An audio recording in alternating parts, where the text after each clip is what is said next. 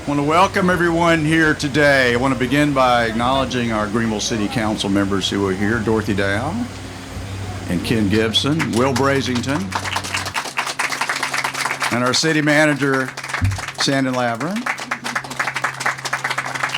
Everyone here is a special guest, though, and thank you all for being here in the gallery back in the back there. Can you hear us okay? Oh, good, okay. Everybody's special. We probably have a few folks down there who think this is happening down there, but oh well. But this is not going to be long introductions because it's really for everybody to have a chance to have a real treat, which is to hear firsthand from the two great visionaries of this Falls Park effort many years ago, Andrea Maines, who's the architect of Falls Park, and Miguel Rosales will step up in a moment here. So I want to say a few words about Miguel. He's an internationally famous designer of bridges in engineering, but it all started with a little bridge in Greenville, South Carolina. That's what he'll tell you, and a certain Zachem Bridge in Boston, among other things. But we're so pleased that he's gone from this project to so many wonderful projects across the country. He'll tell you about that, I'm sure. But I want to mainly tell you kind of how Miguel ended up here with the Carolina Foothills Garden Club and their relationship and all. And a very important point of all that, which was the idea of the bridge, which will be discussed again by Andrea in just a moment, because she really thought this ought to have a bridge crossing the river, which was a big idea. But who's going to build the bridge? And the point of the exercise was, many years ago, there weren't many people out there who were building pedestrian bridges. In fact, probably no one really. And we didn't have the internet, so you can imagine getting the word out and everything. But Miguel distinguished himself among others who were talked to about this. Other people had some discussion with the city and with the Garden Club about a bridge project in Greenville. And I can't describe it any other way because I got to participate in some of these. And the thing I guess I can remember most is that some of the architects, it was all about the bridge, their bridge, the big bridge, the bridge people would come to see. Miguel is the only one who came before a committee and started his comments with, "This is about the waterfall," and building a bridge that would complement the falls, that he had never seen an urban waterfall before. And when he left the room, I remember so well, Paul Ellis was here, Paul. He said, this is the guy. He gets it. It complements the waterfall. And he built, of course, a beautiful bridge. Everyone would agree. It fits the space so beautifully. The human scale of the bridge, the beauty of the engineering, the bridge itself, it's absolutely extraordinary. And I think one of the great things about Miguel is he's taken that same approach in all of his work across America. He builds bridges that really fit into the landscape, really fit into the individual place of that bridge. And he also has been a great spokesman now for letting the whole world know that when you build a bridge, it ought to be beautiful. It ought to be beautiful. So he did that in Greenville, South Carolina first. Miguel Rosales.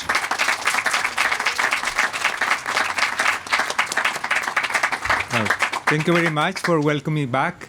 It's always very exciting for me to come back to Greenville, and I've been here a few times after the bridge was built.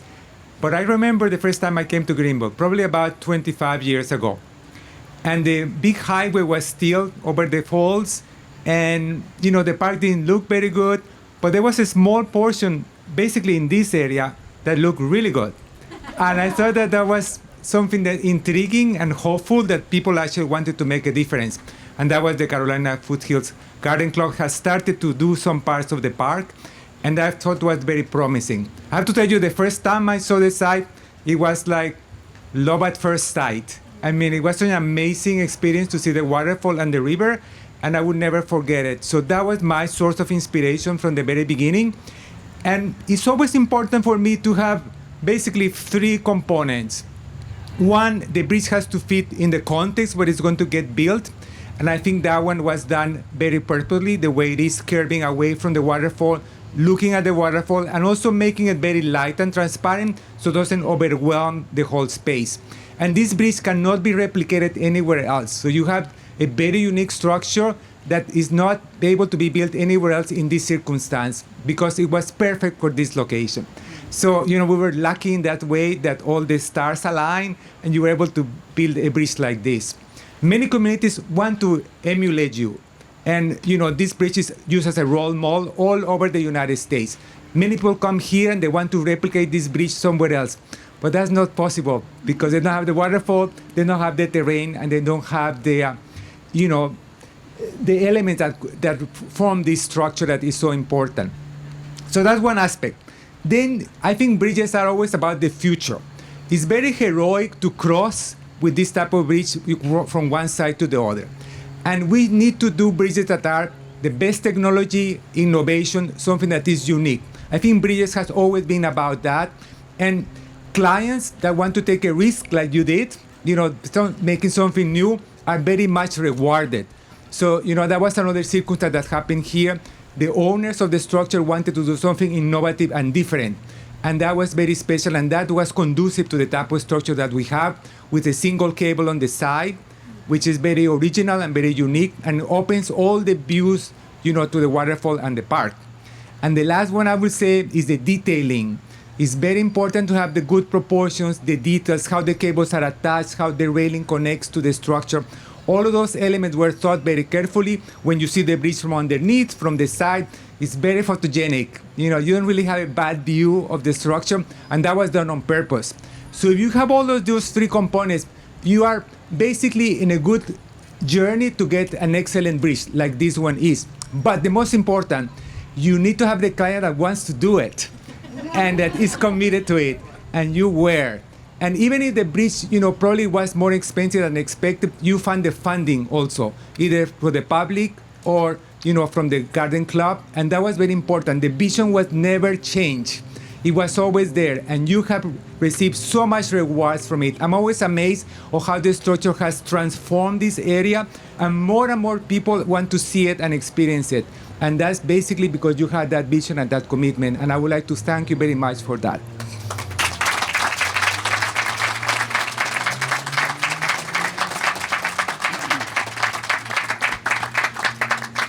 For those who don't know, too, Miguel came to the United States to go to MIT from Guatemala.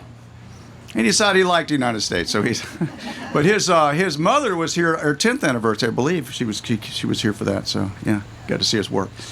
Andrea Maines began her relationship with the Carolina Foothills Garden Club in 1986. Long time ago. Long time relationship to do something in this area that they had dreamed of for some time. As you may know, the Carolina Foothills Garden Club and Harriet White had a vision from this area that went back all the way to the 1960s, just a few years after the highway bridge was put there. But they always had the idea that one day this could be something so much greater. But we had the highway bridge issue to deal with. But Andrea was actually brought to town, and she'll tell the story in a moment ago, to just look at a few enhancements to the park down here. But she quickly realized that the potential was so much greater than just fixing a few things, and she'll explain that. But I want to say this about it, about the larger picture. It was her illustration, and it was an illustration of what this park could look like, that appeared on the front page of the Greenville News and began to open some eyes to what could be here.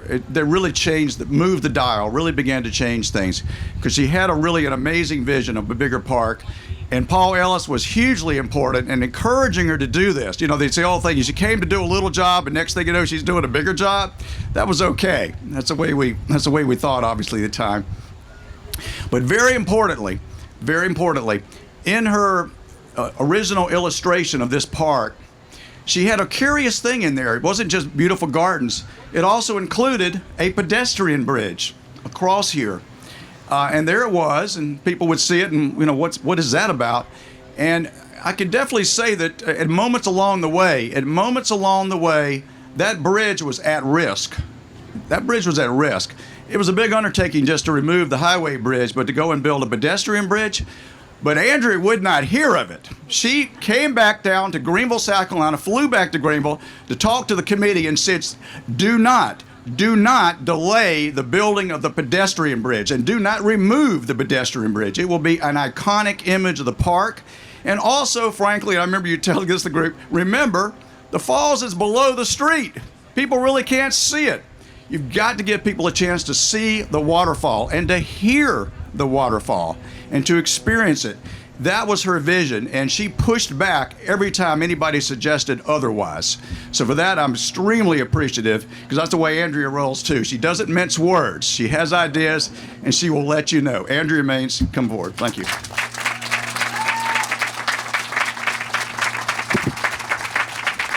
Thank you, Mayor White.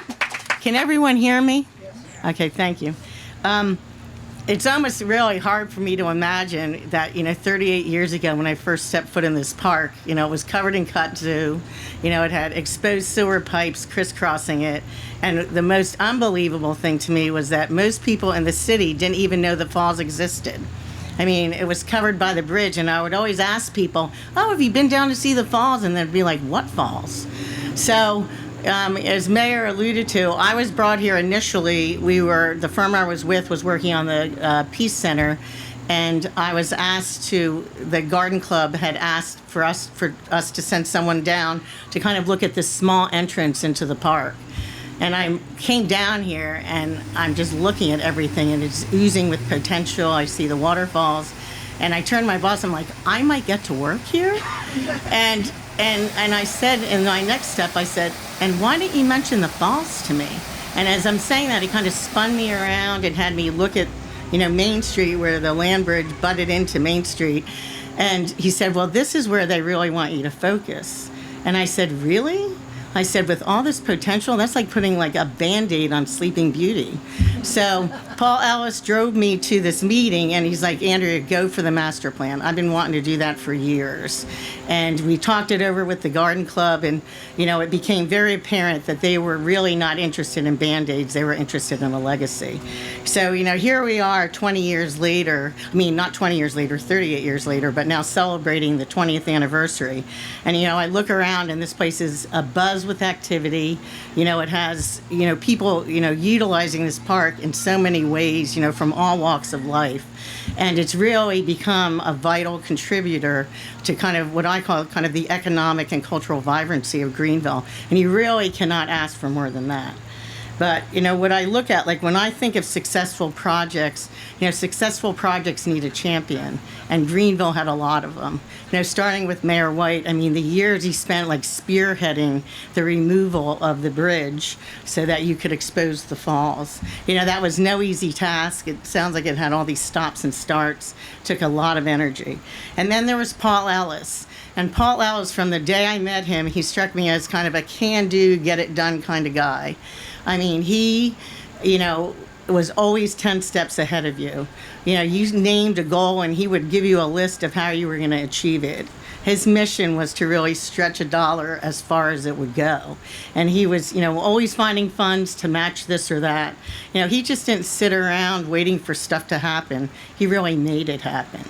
And the other thing about Paul is I kind of really appreciated he had this way of communicating in kind of a very clear and concise manner. And I'll never forget, I was down here trying to describe to a group of stonemasons what I wanted to see in the stonework on the bridge. And, I'm giving this long dissertation, and after about 30 seconds, I could tell that they were completely glazed over. And I turned to Paul with this look of, help me. And he pulls this dollar bill out of his wallet, I'll never forget, and he goes, hey, listen, guys, what she's trying to say is she wants most of the stones like this. Not like this. And I turned to it and I'm like, exactly.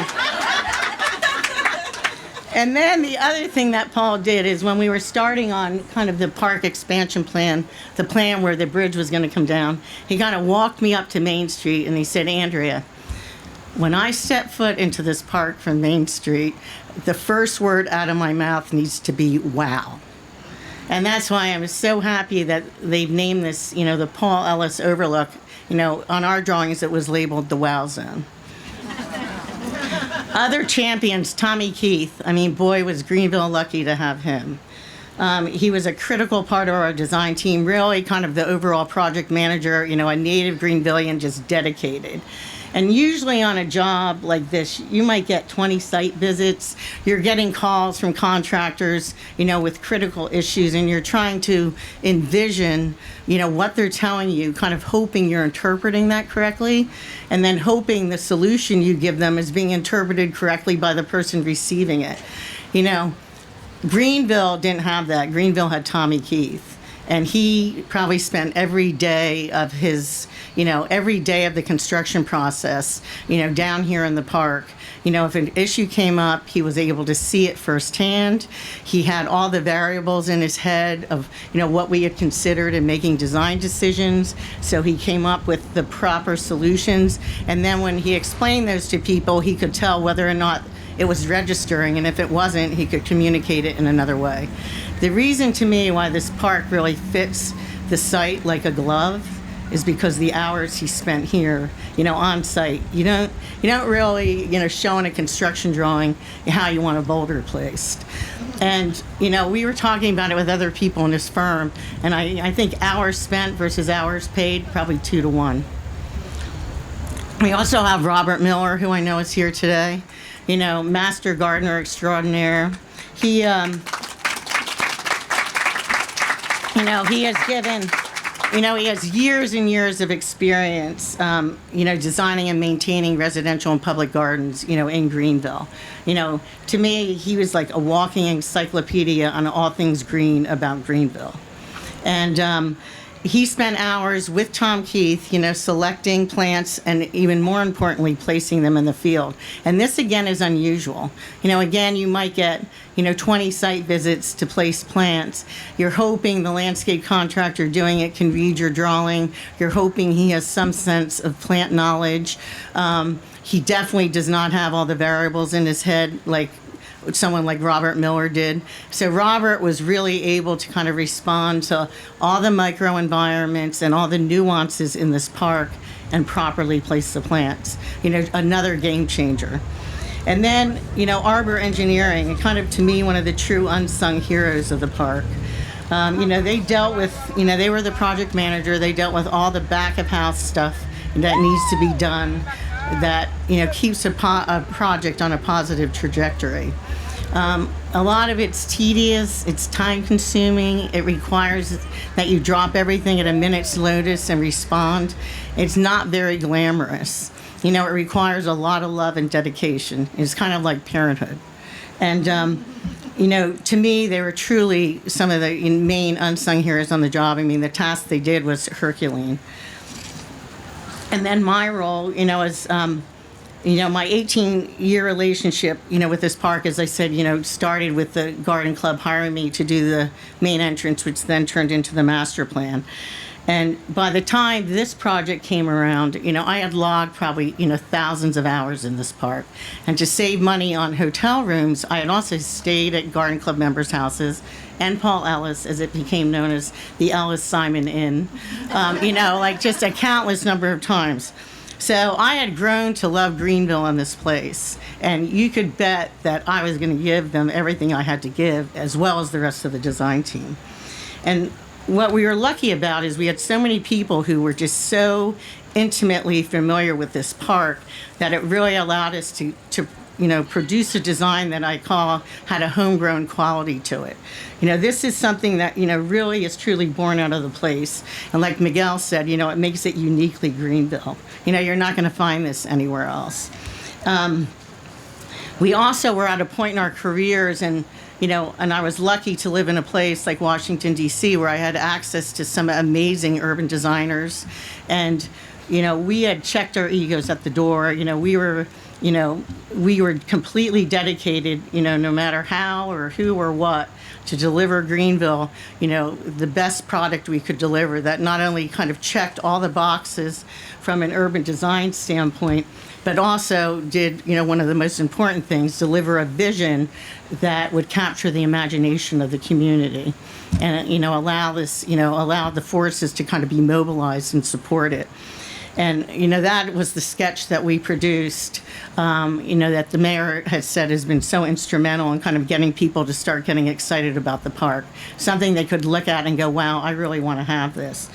And then I guess I would say, it brings me to kind of the greatest champion of all, and that is the Carolina Foothills Garden Club. What an amazing group of women.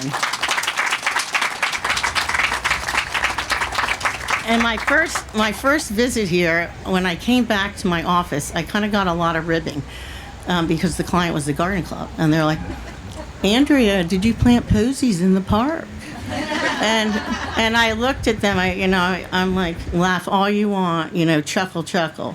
I'm going to tell you, you need to buckle up and prepare to be amazed because the site's extraordinary and this is no ordinary group of women. And they were extraordinary. As I said, they were not interested in Band-Aids, they were interested in a legacy. All of their decisions were made with that end in mind. And, projects like this don't happen overnight. They're years in the making. And this garden club, with their dedication and their talent, they just kept chipping away and championing one positive change after the next. And they're really largely responsible for what you see here today. And that's why it gives me, a great pleasure and honor to introduce the current president of the Garden Club, Sally White.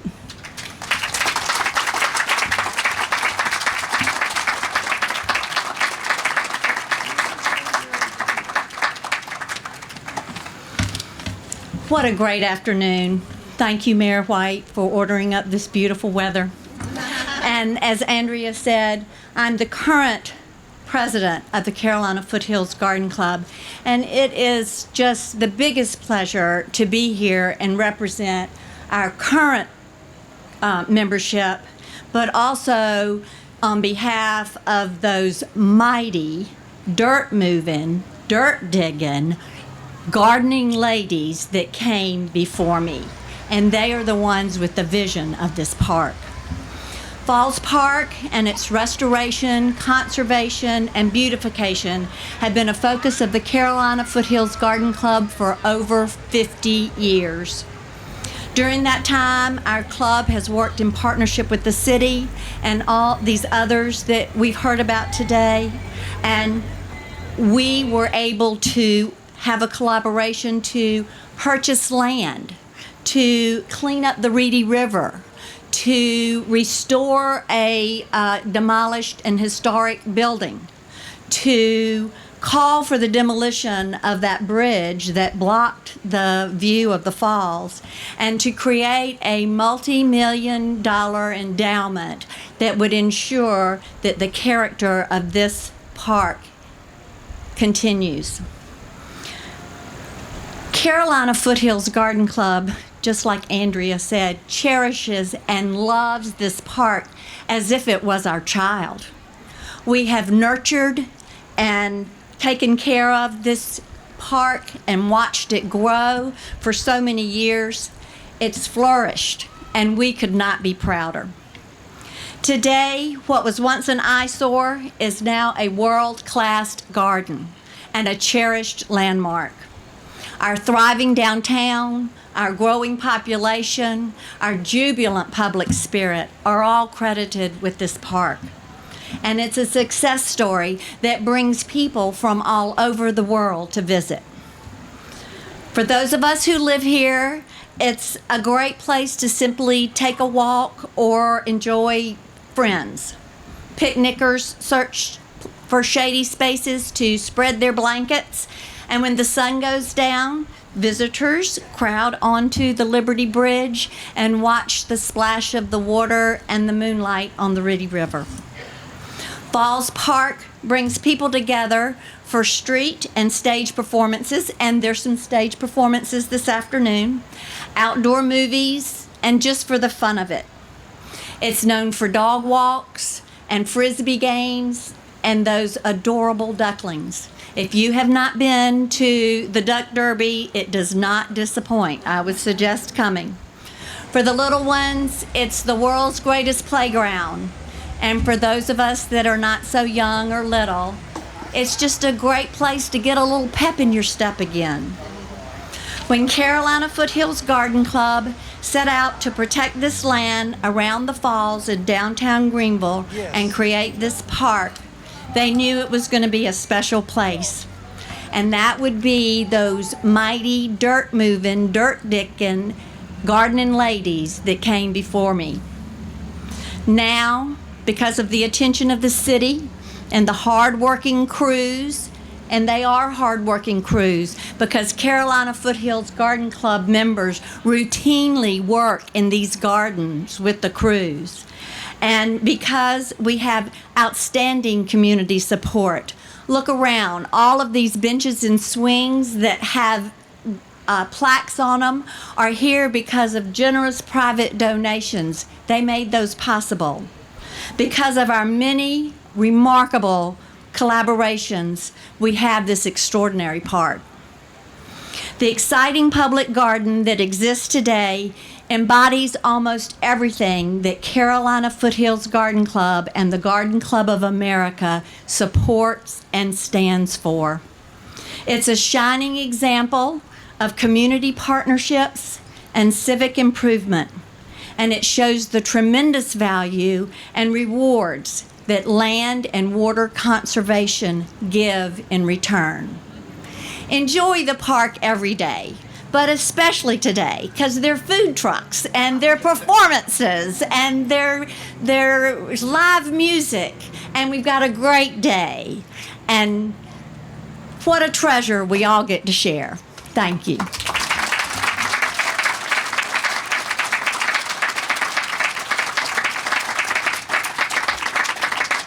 What a wonderful statement. Thank you so much. You summed it up so absolutely beautifully.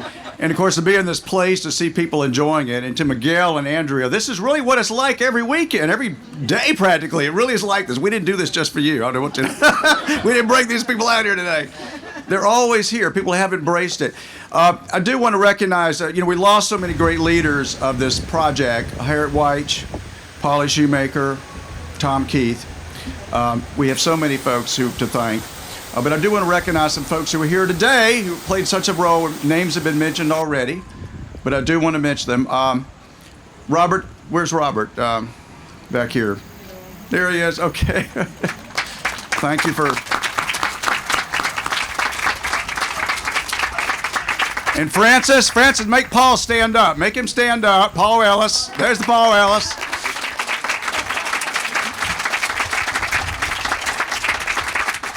Paul really did walk around with the blueprints. I remember the blueprints. They're about this thick. This is before the internet. You have the real documents with you all the time. And we have Anna Kate, who I forgot to mention Pedrick Lowry, and the late Pedrick Lowry, and Pedrick and Anna Kate raised the money for the endowment, which is still something we dip into from time to time when we need a little extra help. So we still appreciate that so much. But thank you all for coming out. Oh, by the way, you wore your pearls today because I have to remember that first article, 1967, Greenville Piedmont, Harriet White's announcing that this could one day be an oasis in the heart of the city, she said. And in that picture, she and the members of the garden club are pulling weeds with their pearls on. A classic in every way. But thank you all for being here today, and thank you to our special guest.